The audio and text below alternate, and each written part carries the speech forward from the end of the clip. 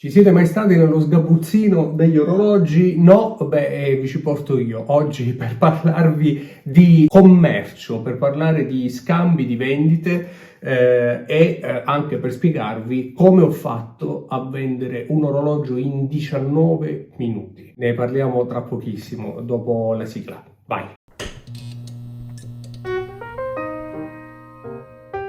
Se vi piacciono i nostri contenuti, ci seguite ma non siete ancora iscritti, fatelo, è gratuito, basta cliccare sul pulsante iscriviti qua sotto, ci date una grande mano a crescere e poi a portare nuovi contenuti e magari anche a scappare da questo sgabuzzino. Grazie e torniamo a noi.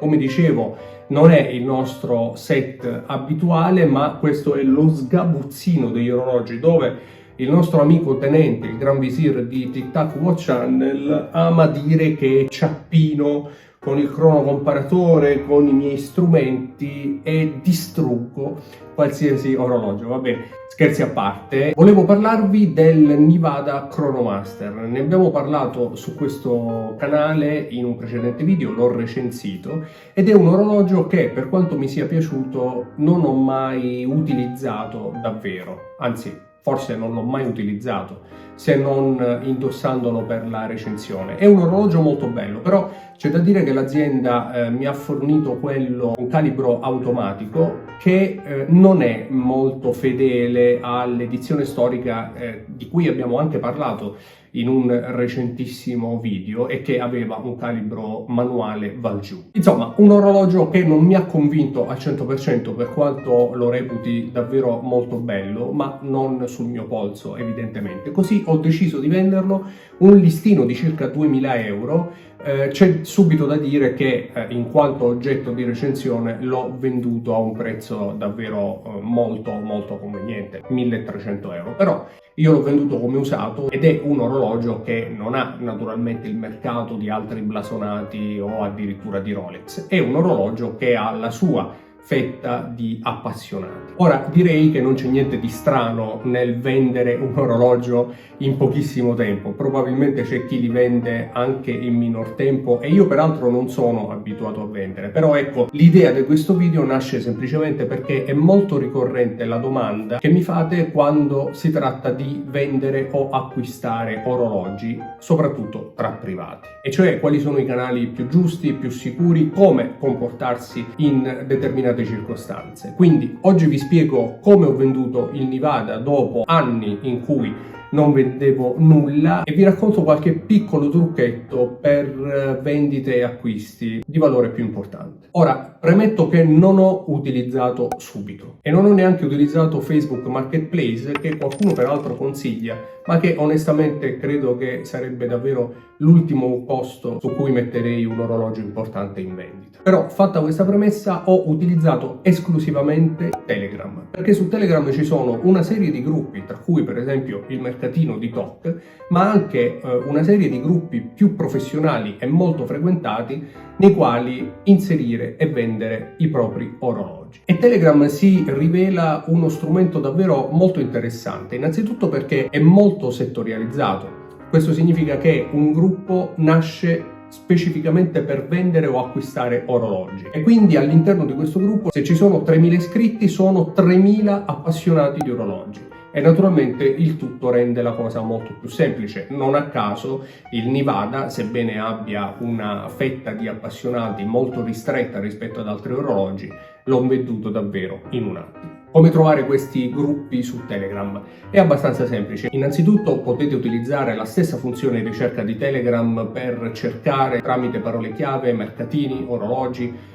Ce n'è uno che si chiama Watch Forever, ci sono poi i mercatini delle varie chat, come per esempio mi viene in mente il mercatino della chat di Maureen's Monkey, sempre su Telegram. C'è un altro gruppo molto frequentato che si chiama semplicemente Mercatino Orologi. Insomma, trovare i gruppi specifici è davvero molto semplice. Ho inserito l'annuncio in privato, sempre su Telegram mi ha contattato questo appassionato, che peraltro poi abbiamo scoperto conosceva anche il canale, ma non mi aveva riconosciuto su Telegram prima dell'acquisto, e abbiamo concluso la vendita in maniera davvero molto semplice. Ma la domanda più ricorrente mi viene sempre posta da chi mette in vendita degli orologi, magari su Subito, o comunque degli orologi privatamente anche di valore importante e mi chiede come comportarsi nel momento in cui qualcuno si dimostra interessato all'annuncio. Sembra una domanda davvero banale, una domanda quasi inutile. In realtà anche io mi sono spesso posto il dubbio di come comportarmi nel momento in cui devo incontrare qualcuno che magari deve acquistare un orologio da diverse migliaia di euro, perché per qualche eventuale malintenzionato c'è da dire che sarebbe molto semplice sottrarci l'orologio e scappare. Quindi, che voi utilizziate un mercatino di Telegram, che utilizzate il mercatino del forum Orologi e Passioni, anche molto frequentato dagli appassionati,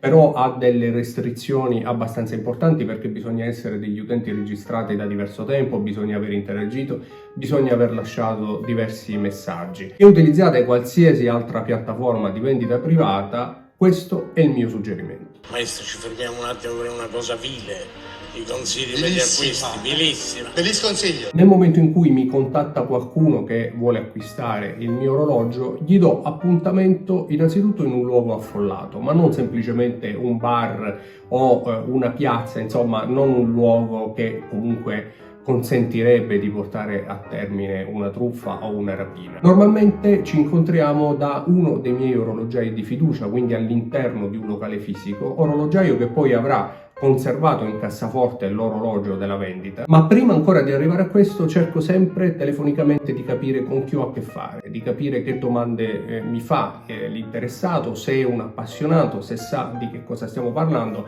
se è una brava persona, insomma. Telefonicamente a voce si possono capire tante cose. Si potrebbe anche organizzare un incontro preliminare in cui si prende un caffè senza orologio e senza naturalmente soldi se rientrasse nei limiti del contante di 5.000 euro, semplicemente per conoscersi. È una perdita di tempo, normalmente non tutti sono disposti a farlo, però è anche vero che se ci si incontra tra appassionati il tempo di un caffè normalmente vola. Altrimenti ci si incontra, come dicevo, nei locali del proprio orologiaio di fiducia, dopo aver conosciuto telefonicamente la persona. Una volta che ci si incontra e chiarito, insomma, con chi si ha a che fare, l'orologiaio prenderà l'orologio e poi lo può anche verificare proprio per dimostrare la propria buona fede all'acquirente, che una volta controllato l'orologio potrà lasciarlo nuovamente all'orologiaio che lo conserverà fino a quando il bonifico non sarà arrivato e non sarà stato accreditato sul vostro conto.